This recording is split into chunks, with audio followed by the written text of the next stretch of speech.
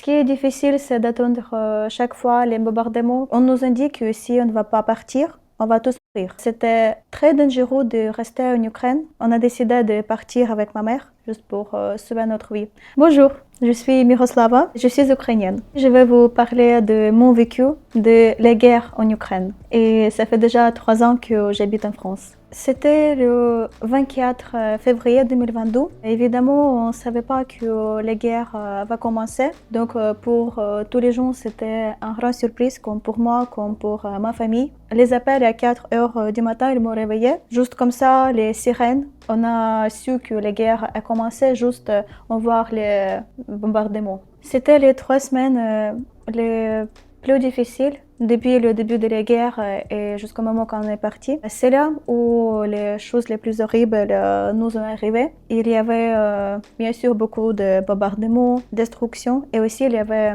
l'occupation de beaucoup de villes, surtout en nord de l'Ukraine. On nous indique que si on ne va pas partir, on va tous mourir parce qu'il y avait beaucoup de des femmes. Et donc, c'était très dangereux de rester en Ukraine. On a décidé de partir avec ma mère, juste pour sauver notre vie. C'était interdit pour partir aux hommes. Mon père, mes 2 frères, ils sont restés là-bas. Et donc, comme ça, les hommes, ils sont restés pour défendre notre pays. Il y avait beaucoup de gens qui voulaient partir. Les routes, ça nous a pris 2-3 journées. Et puis, quand on a vu que c'était pas possible de partir en voiture à cause de vérification et le flou de gens qui ont fui, on a décidé de partir par le bus. Et donc, notre père, il nous a ramenés dans une station de bus. C'était un moment très difficile et aussi émotionnel parce que quand les bus ils étaient remplis par les femmes, les enfants et qu'ils ont tous pleuré, qu'ils ont vu ses maris peut-être la dernière fois et quand les bus ils ont parti,